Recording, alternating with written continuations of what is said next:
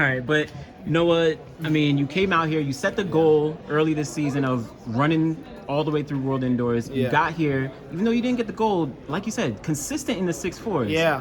How's it been feeling? It's so exciting. It's so exciting because I've never been here before. I remember last year I was trying to get into that 6.4 and it was just not happening. And now I'm like beyond just getting into 6.4. I'm at 6.44 multiple times, 6.43, dropping 6.47s in prelims and having stumbles and still running. And I'm just like, wow, okay, I am now a 6.4 runner. And when I was looking at all the data coming from Budapest in the 100, I'm like, what's the thing that's gonna, take me to the next level? And it was like, okay, Christian is dropping a 6.41 in his first 60, and I'm drawing a blank on his name, but the other Jamaican, I can blame. Seville. Yeah, Mm-hmm. because Blake wasn't in the final. But Seville, he was running like 46, and other people like I think Tobago also dropped like a 45 or a 46, and I was like, and I would drop to 48, and I'm like, nah, that needs to be like I need to be gapping them, if not, at where everybody else is by 60 meters. So now I'm coming out here, and I'm no longer gonna think, oh, I need to run 4 in the first 60. I'm planning to drop 6.3 in the first 60, and then continuing to do what I normally do. Well, so even outside of like the times and all that, do you feel like you're really hitting those marks on your start? Do you feel like you're really hitting those marks in the first 30 and all that? Yeah, I do. And it's so funny because a lot of people will say like, oh, he didn't have a great start. And it's like, but you can't see that this start that I had that might not look as fast is technically more sound and sets up for a better race down the line. So while everybody's standing up, I'm still driving. While everybody's reaching their top speed, I'm still accelerating. While everybody's dying, I'm still in my top end speed.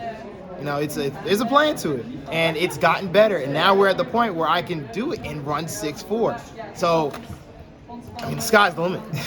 And now looking outdoors, 6.43 PB. Last year you only did 6.51. Yeah. What are we thinking is possible in both the 100 and the 200?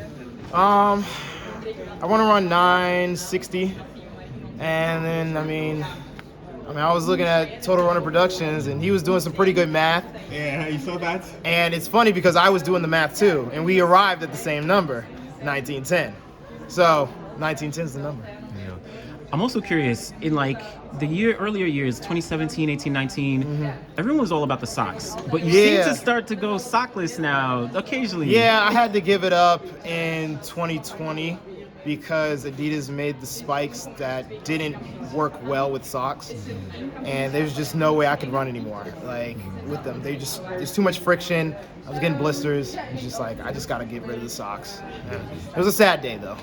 Last time at the Worlds, you had your arts, your wristbands. Anything special you fancy look forward to towards the outdoor season?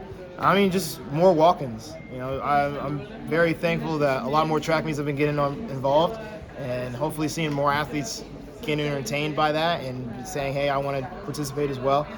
And, hopefully we get to see every time that we do a walk-in that we're on GQ. And ultimately, you're the ultimate showman, bringing entertainment and buzz to this. Do you think you look back at this chance and say the combination of what you did on the track and off the track is what makes you special?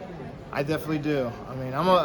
I believe, I'm already looking back at the race or at the meet, and I'm like, this was my greatest indoor season, and I'm gonna, have my medal up, and of course my kids are gonna be like, why you got that silver medal up? I'm just like, oh, that was for my greatest indoor season so far. Is that what Adidas are paying for? Is that what they pay me for? No, they pay me to be a showman and win. Oh, okay, cool. And I'm definitely doing that. Both. Yeah, exactly. Right. So when you do both, Last question. you get paid big bucks. The nails. Why? I know at USA's you of course had the races outfit. I thought you were matching, but you kept the same ones, right? Oh, well, that's just because it's hard to get in touch with my nail tech because she has to go to school because she's 17. So I can only really get in like once a month. So I was just like, I might as well just keep them instead of trying to take them off and just come in the nude. Got you. All right. Thank you Good very job much. out there.